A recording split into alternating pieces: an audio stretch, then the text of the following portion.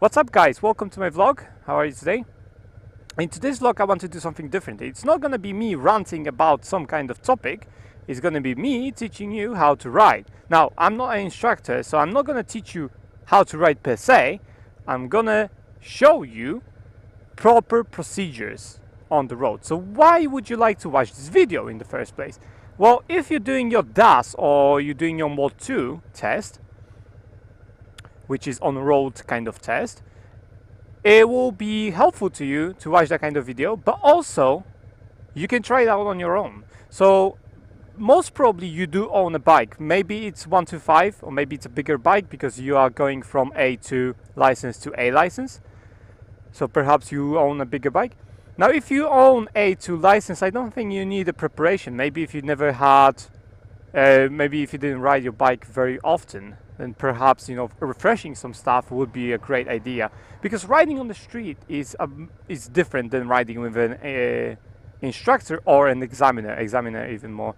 They will give you minors, they will give you points for anything that you do wrong, anything. Even if you forget to check your mirror, they will give you minor for that. So they will be very picky. You have to do everything by the textbook, and that's why people fail. And that's why people fail this, because they just make small mistakes. They don't make even a big mistake, they just make a lot of small mistakes, and because of that they fail. So my video here is to help you out, sort out those small mistakes and help you pass the Mod 2. Now, first of all, I am not an instructor, so I don't take everything as I'm just showing you examples. You don't have to do everything as I do. I may be in situations where I will have to do something differently, for example, due to the circumstances of the road, and due to me explaining, I may be doing stuff a bit more early or a bit later. So I'll explain that as well. Right, so let's start from where I am, and this is a kind of, those are very quiet roads. Today is Saturday, so hopefully there will be not a lot of traffic in here. Now, this is the first situation that you have. Right, you have the stop line over here, right? And this is the major road. I am on a minor road right now. So in this situation, you cannot see if there is a traffic coming from my right or from my left. I can see through the windows of the cars, but I cannot see really over there because there is a Land Rover over there parked, and I can't see through it. So in this situation, what you're gonna do, or what you should do, is just creep out a little bit each time. Creep out until you see whenever there's something coming. I can now see most of the road on this side and on this side. I can see that no one is coming, so I can go. And if you do creep out like this, the examiner will not tell you anything, because you don't see. You creep along a bit forwards just to make your view better. But at the same time, you do it in a slow and controlled manner, so that you don't simply, you know, go out and then pray that there is nothing there. So they will allow that, no problem. They will have no problem with that whatsoever. I'm coming over to the second example. Right, I don't think I have to explain much about shoulder checks. Let me just park it in the bay, kind of. I don't think I will have to explain a lot about shoulder checks and everything, but basically every time you change the direction, you do a shoulder check. And if you, for example, brake, you do a mirror check, so you check your mirrors, and if you do them, he will have no problems with you. So do them. And later on, what you do, it's not his problem. He's assessing you. Obviously, doing shoulder check is a very good idea, but he's assessing you on the riding style you have right now. So, and it's a good idea to get into a habit of checking your shoulder. It's not very hard, just checking your shoulder like that, and checking your mirrors once in a while, especially when you change directions. Check your shoulder, check your mirrors, and stuff like this. Right, so we are in this situation right now. You can see a sharp bend to the left, right? So it bends to the left. And I cannot see anything behind that bush. The bush is obstructing my view, right? So this is two-way road. It's not one-way road. So I know there may be something coming over here. And just because it is a quiet road, that doesn't mean there's nothing there. So there can be parked cars, there can be a car coming towards me. So what you should do is slow down, keeping to the left of the lane, I'd say, because if you keep to the right of the lane, although you have a better view of the road ahead, if there is a car coming wider, then you basically, you can get hit by it. If you want a kind of I'd say neutral position, it's the middle of the street pretty much, so middle of your lane rather.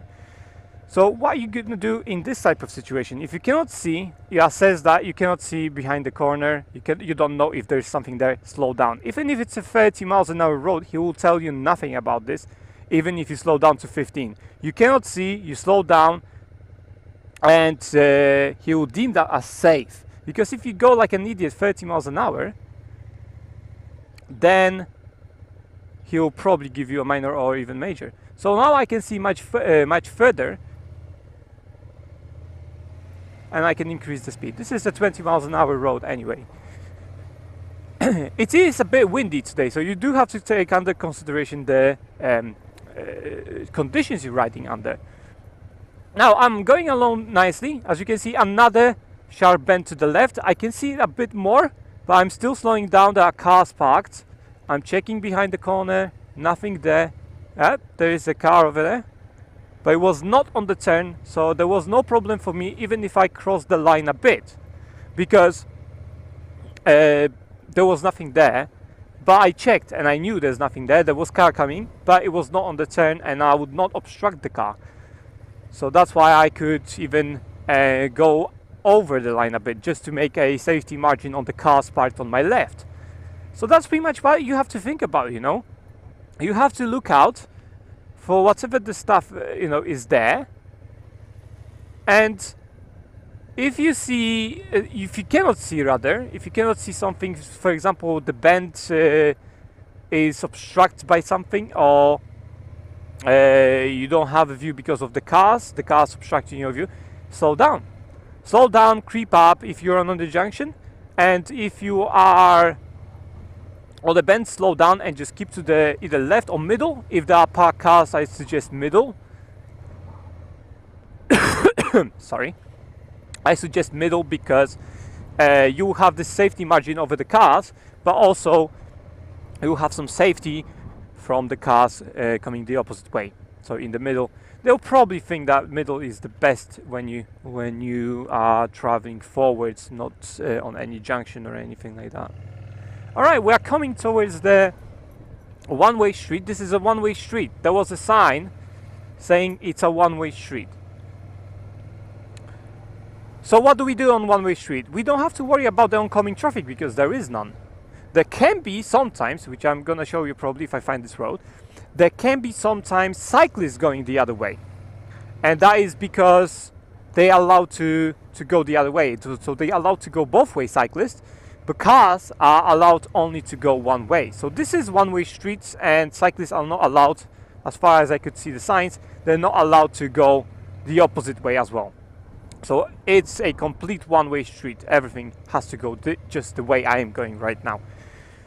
There are signs. There are no repeated signs as far as I can see here, but the sign for one-way street is a rectangular white arrow in a blue background. So that's one-way street.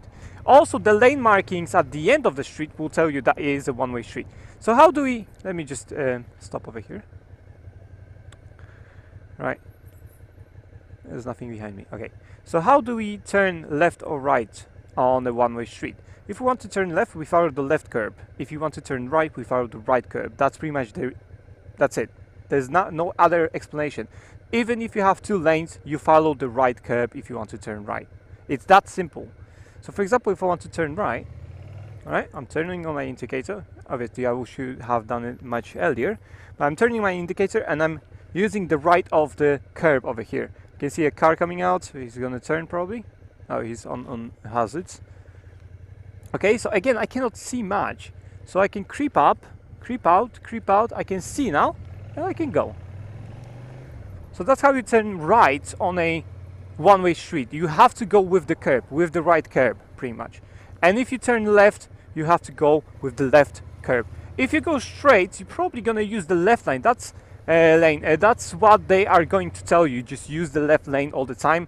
Only when you're overtaking and stuff like that, use a right lane for overtaking and stuff like that. But usually we'll use left lane. So if you are on going straight from one-way street, and there is a straight kind of thing, road straight ahead, then left lane in the middle of the lane, pretty much, just like you would on normal junction. Roundabouts, that's a mini roundabout, not just normal roundabout. The rules on mini roundabouts are simple. Let me just turn over here.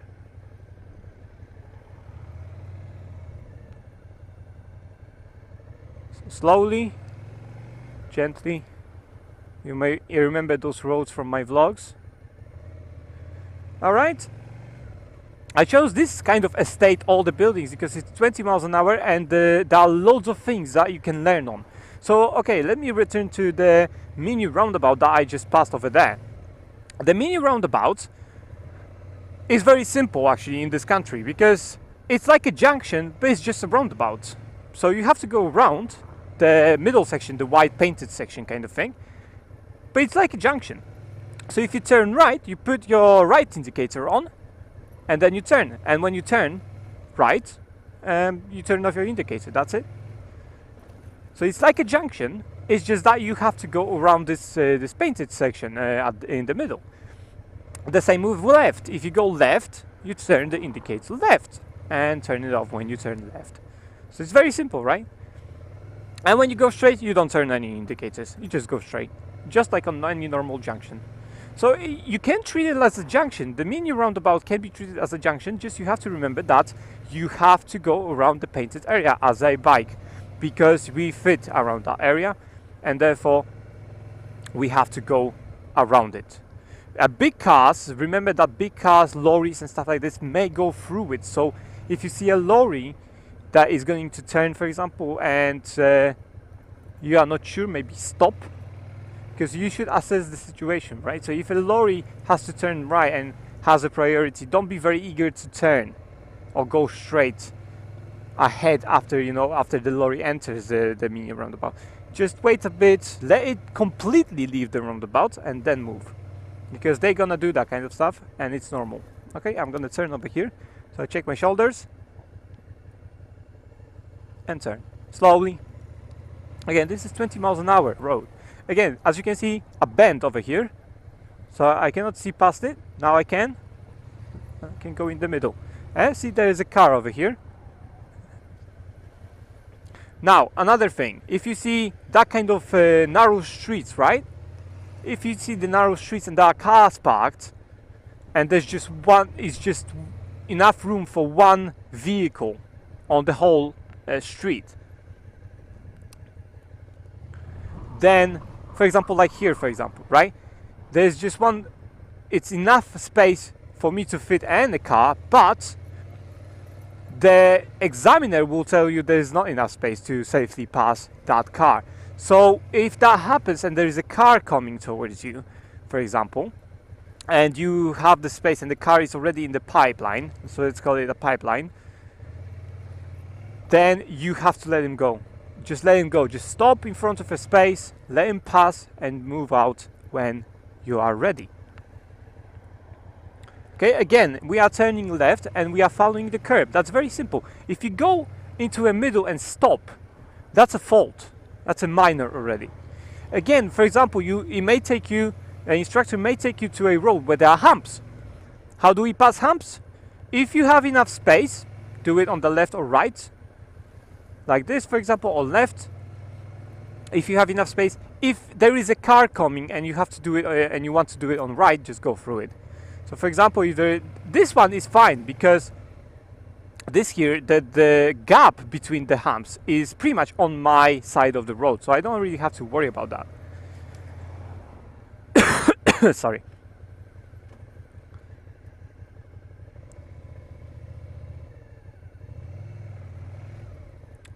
So I don't really have to worry about that. But there are other humps, like for example this one, right? Going through the humps, you don't have to add power, a lot of power. Just either clutch in, let it just go smoothly through it, or just keep the same revs, and that's it. Don't speed up, don't slow down. You don't have to slow down. If you have to slow down, then that means you are going probably too fast a bit. Right? We are turning right. When you have a junction and we are turning right? Go.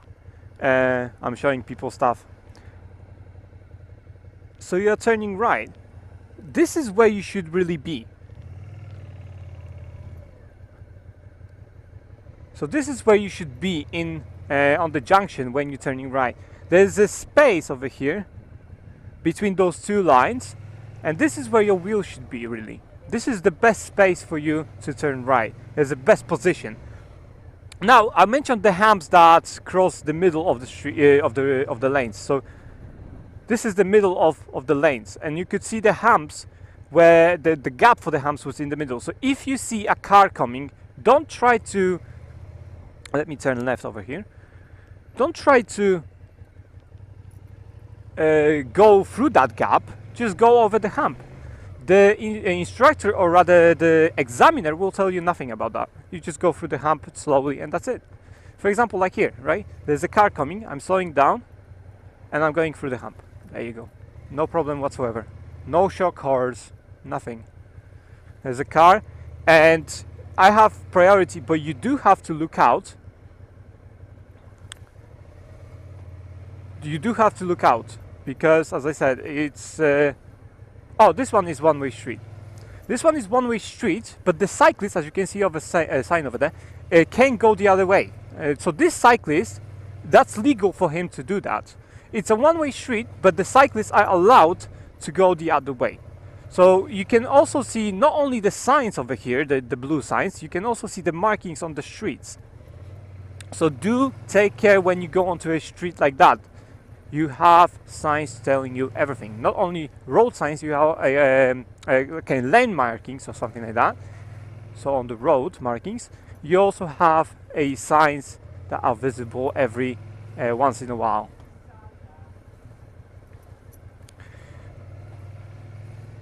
So just keep to the speed limit whenever you can. If you go too slowly, that means you're hesitating. So my best tip is keep to the speed limit and look out for the signs. Every junction you go, for example, there may be a change of speed, so check out for those signs. For example, you can see here sorry,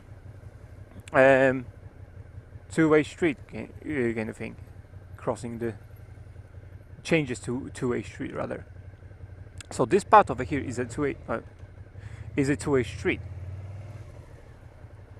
and this one is, for example, road narrows on the right. As you can see, diversion over there. I'm gonna turn left, so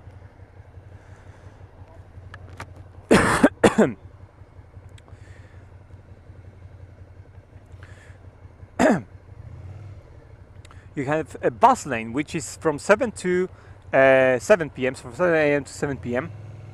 and the bus lane is not for us.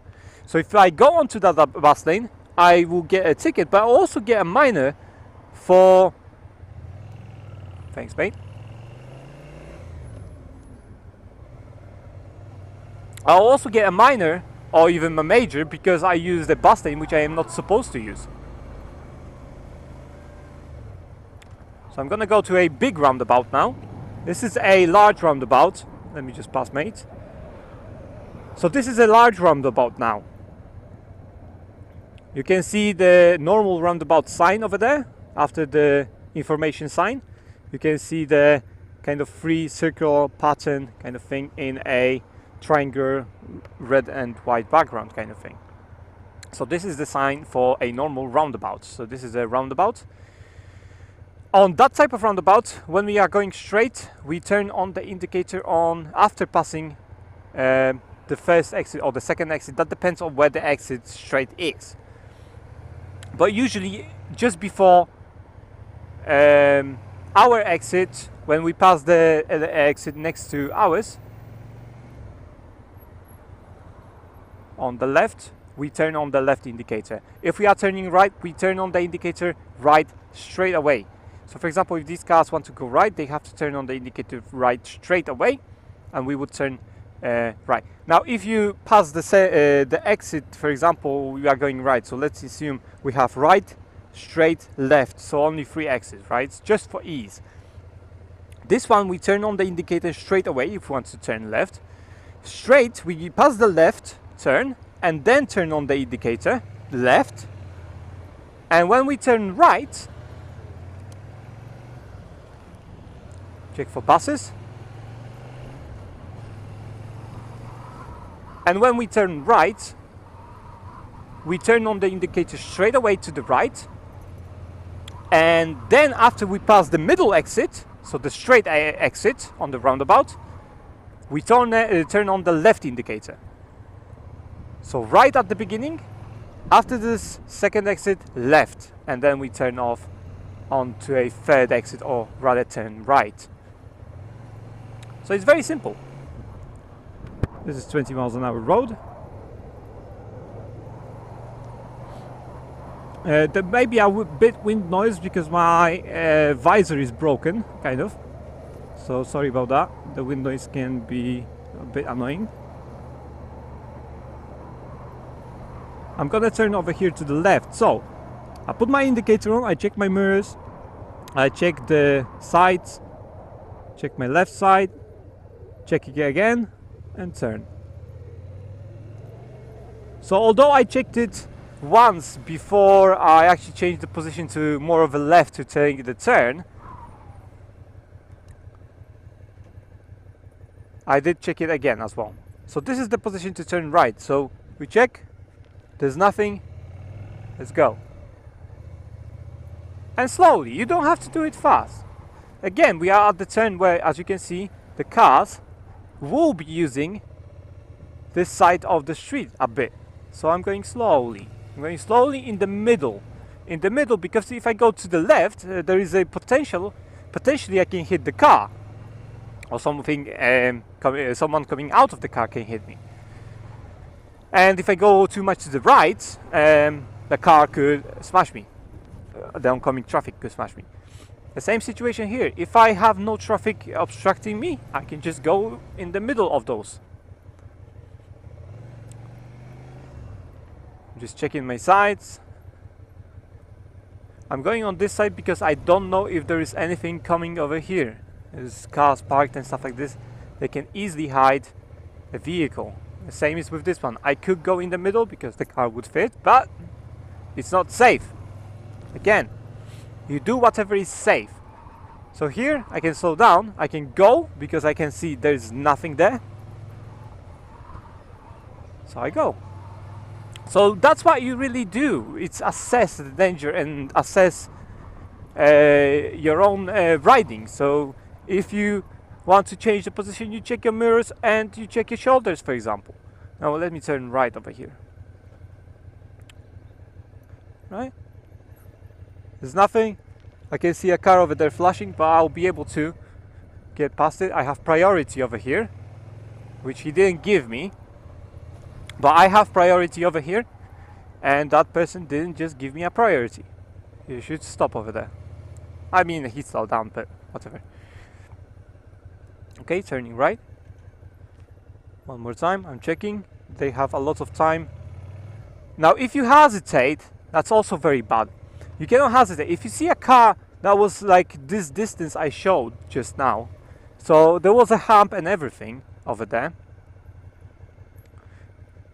I will talk about that in a second. This situation is also a very good example. Now you can see a car backing up. Don't come to a car too close. Just stay behind. You don't know what he's gonna do.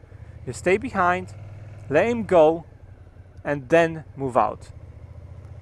Keep enough space between the cars parked onto the left, on your left side. Keep enough space, but also don't just go crazy onto the right hand side as much. Just keep enough space so that you have space. See? If you are not sure what the car is gonna do, just let him do whatever he's doing. Slow down if you have to stop. I'm gonna change directions over here. I'm gonna change the position. So I do have to look in my mirror on my shoulder. So I do shoulder check and move out of the way for the car to pass as well. So that's what I'm saying. You just assess, just constant assessing what you have to do to be safe, really. That's what it takes to pass the mod 2. It's not that difficult, guys, really. It isn't. It's just that you have to look out for the roads such as one-way streets and stuff like that. It's not that difficult. Just do your shoulder checks, be safe. If you go the wrong way, just as long as you do it correctly, he should have no problem with you. He should have problem with you that you did go the wrong way, but you won't have a problem with you otherwise. As in, he will fail you because you went the wrong way. No, you can go the wrong way. I on my test went the wrong way 3 times, and I still passed because I did it properly. I did it within the rules, so I didn't break any rules. I wasn't unsafe. And he could just kiss my ass. I don't care. I don't have to have a... He's not testing your sense of direction. That's not what he's testing. He's testing your ability to ride. And as long as you do it to the rules and to your control, you control your bike, it doesn't matter if you have a sense of direction. You can have a GPS to give your sense of direction. So they're not testing your sense of... Don't be afraid to go wrong. Just don't be afraid of that. I did go wrong 3 times. I thought, for once, for example, I thought I had to go left, but I had to go straight because I misread the sign. So I went left. I didn't change to go straight. I didn't panic. I just went left. And he said, okay, you went wrong. Turn around. And so I did. And he said, take the first exit then. And so I did. And that's... He may be a bit pissed that I am, not using the correct route, but that's all he can do. Or she. The examiner, that's all they can do. They can be pissed, but they cannot fail you because of that. You can go on, maybe not on every turn, because he will give you directions, go left now here or something like that. But that independent riding, and if you go wrong, he will just whatever.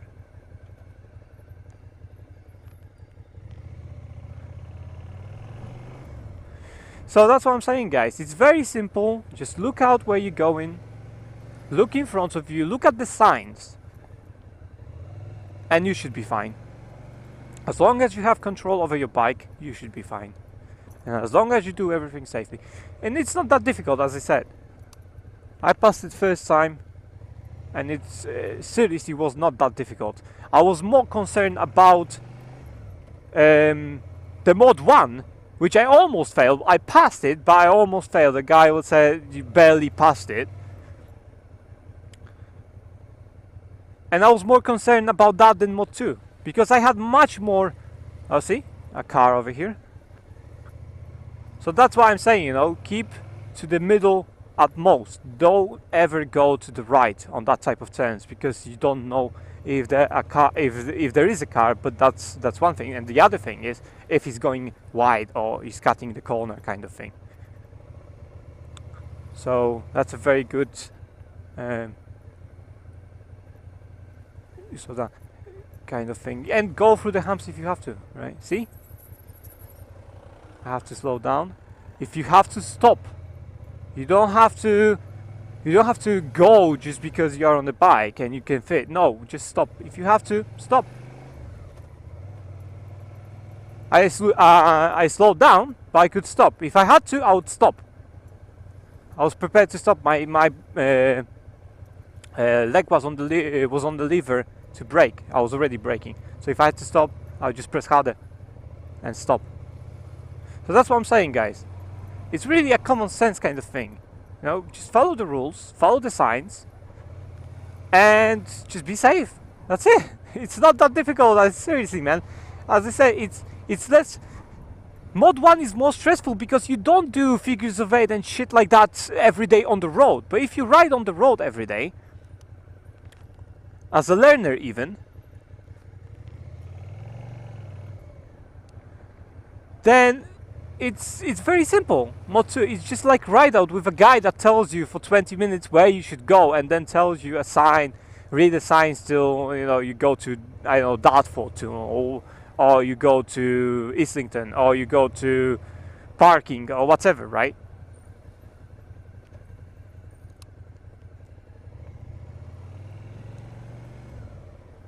So yeah, that's what I'm saying.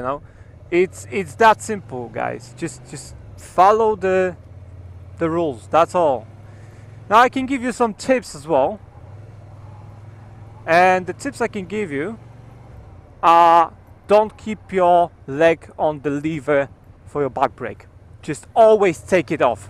Look, my back brake is not covered. I can move as much as I want because my leg is not on the lever whatsoever. I can move my leg however I like. My right leg. It's not.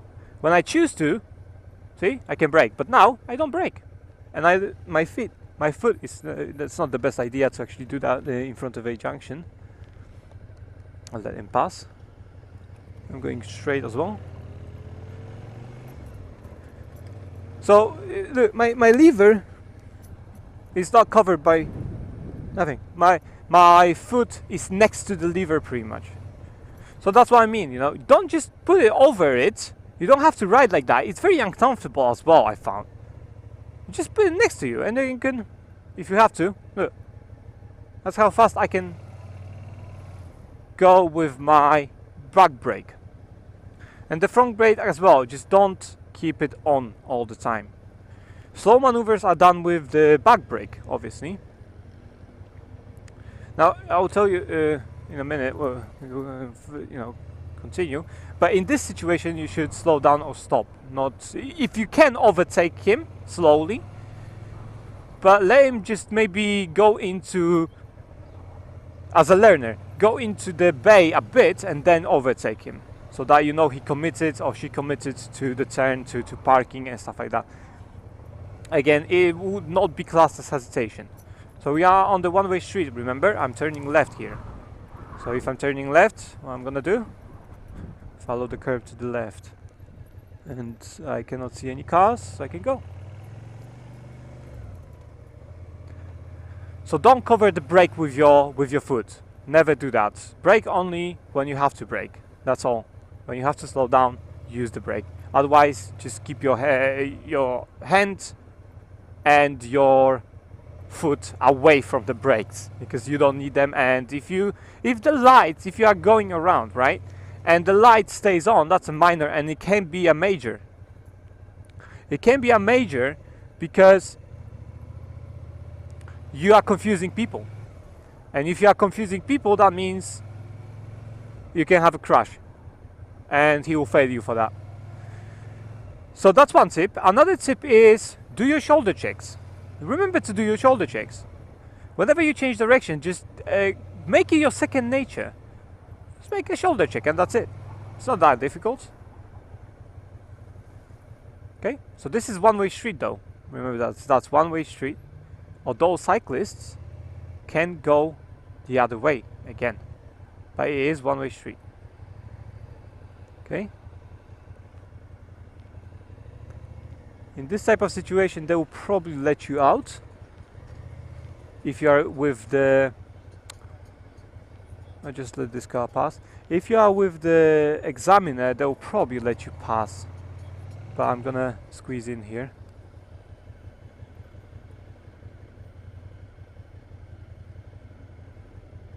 Never cover the crossings. If you cannot go, if you don't have enough space, don't cover a crossing. When you filter again, do it slowly. In controlled manner, back brake only. Don't try to use the front brake because you may crash if you panic brake. And back brake only, and slowly, gently. Don't do it fast. Don't try to, be cool. Don't try to be awesome or anything like that because you can do it fast. No, just do it very slowly. And that's what, if you need to make progress, then you need to make progress. So you have to, if you have to filter, but slowly again. I don't think I have to tell you that, you know, watch out for the speed cameras. And watch out for your speed. Check your speedometer once in a while. When you are used to your bike, you know how much 20 miles an hour is. But because you go to a school, and this is not your bike, so you don't use it, then you won't get used to the speed that fast. Okay, so that kind of session. I think it's a lot of information I gave you already. So the brake pedals, if you have to slow down, again I have to slow down because it's a hill and I have to keep within the limit. So I'm slowing down. I know there is a mini roundabout, so there are cyclists, so I have to look out for them.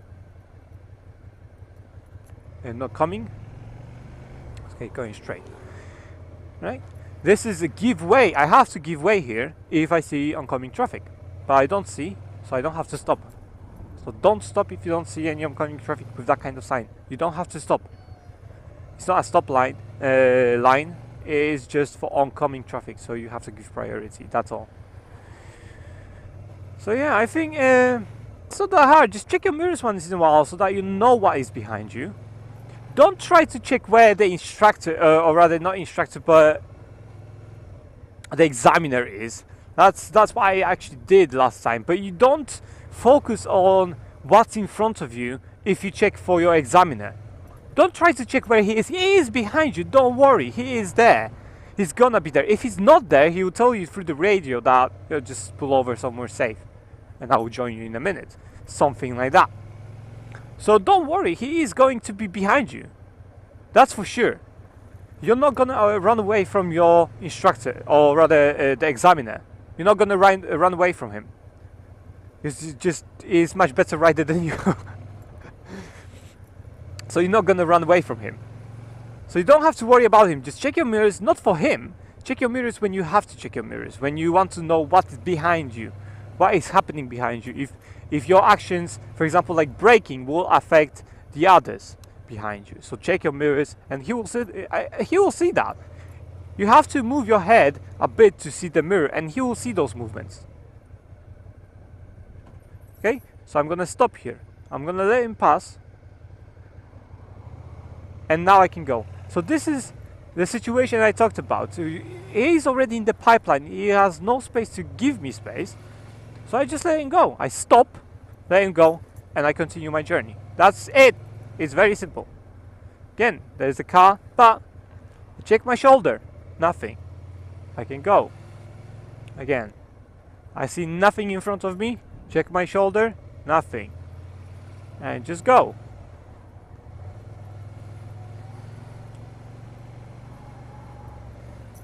It's that simple, guys, seriously. It's nothing major.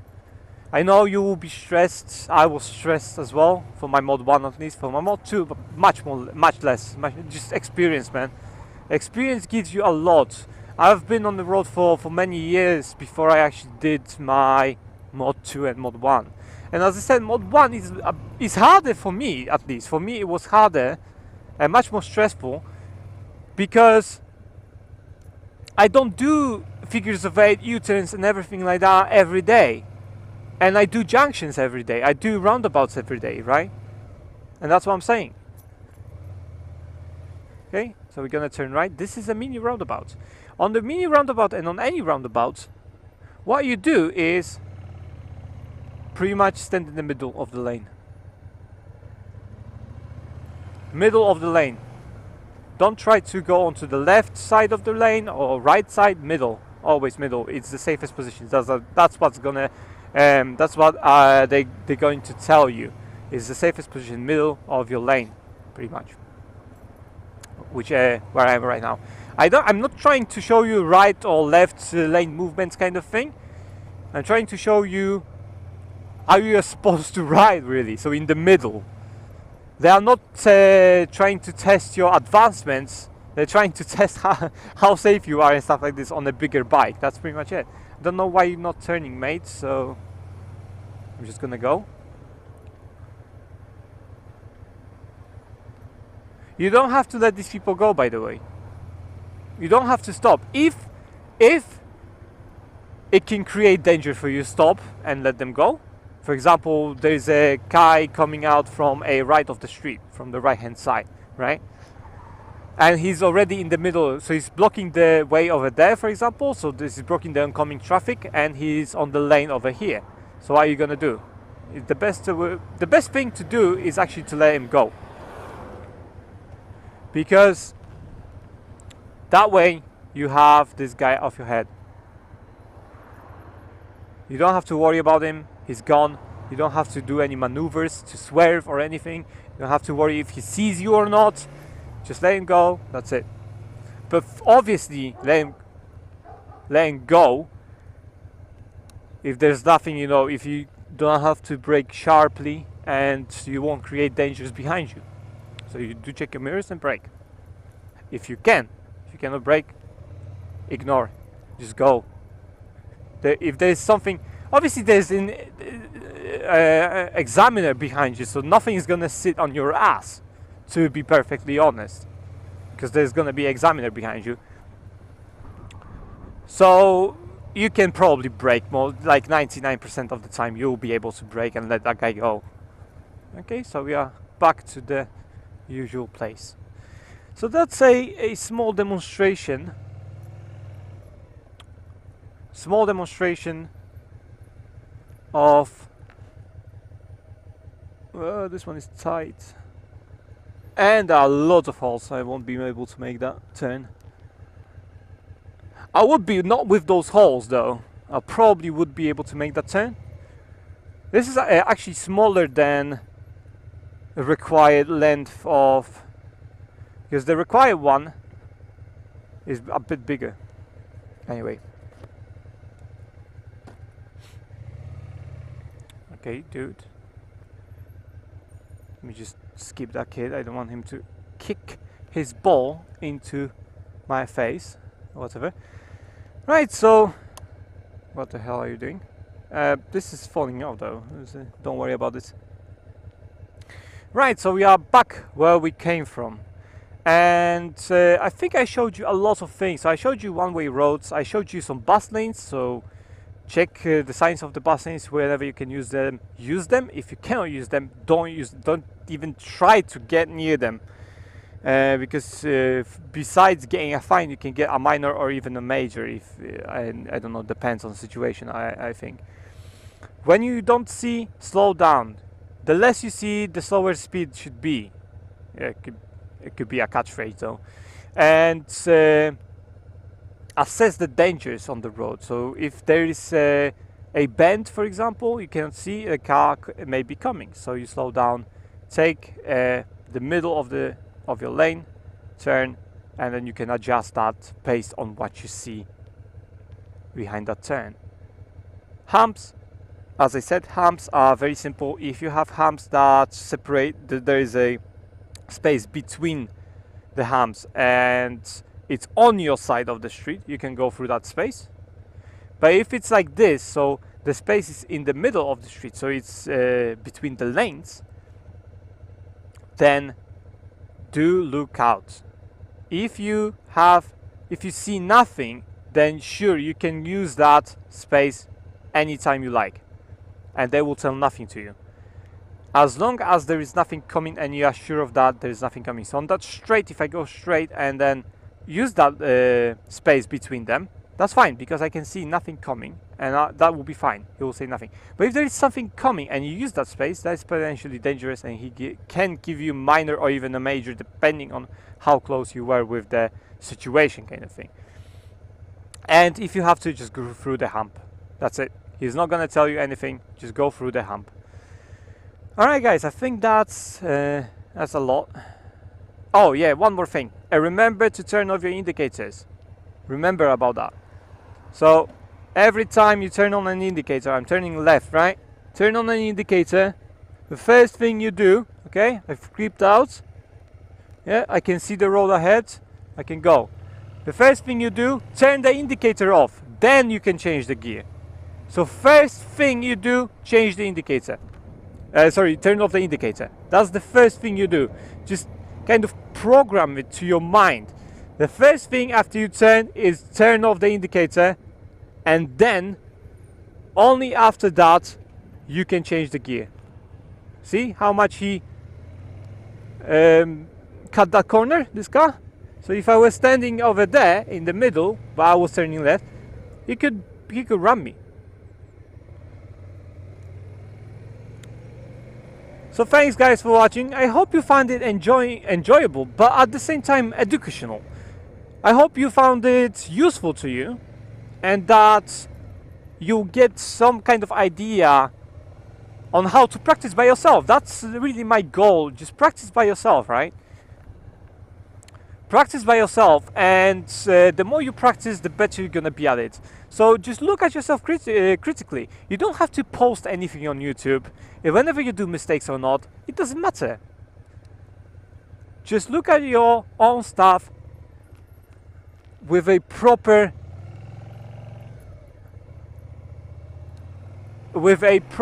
kind of objective look, and you should be fine. So I'm going through the hump over here. Yep, there you go. Okay, first gear. I will have to probably stop, maybe not. Cannot see anything. Have priority. Very good. So yeah guys, thanks for watching. I hope, as I said, you found it interesting and useful to you. If you did, give it a like and consider subscribing to my channel, because it will help me out grow the channel and everything like that in between. So I would appreciate any likes and any subscriptions coming my way. I have Instagram, so you can follow me over there. I do post pictures from my motovlogs, but I also post pictures that I just literally take with my phone sometimes, so you can find those pictures over there. And I don't do pictures on YouTube, so all the pictures are gonna be over there. And usually I do pictures of new stuff that I buy, so you'll find it over there as well first, and then I'll talk about it on YouTube probably. So yeah, if you want to, go visit my Instagram and follow me over there. And I also write my own novel. It's called Limits, and it's available at webnovel.com. So if you want to visit the links in the description of the video, the links will take you to either my Instagram or my novel called Limits. Over 170 chapters already, and it's a fantasy novel. If you never heard of it, yeah, go mate. If you haven't seen it, haven't read it, it has over 170 chapters, and if I remember correctly, 240,000 words written by me. So a lot. Anyway, thanks for watching again, and I will see you in my next vlog. Blast out!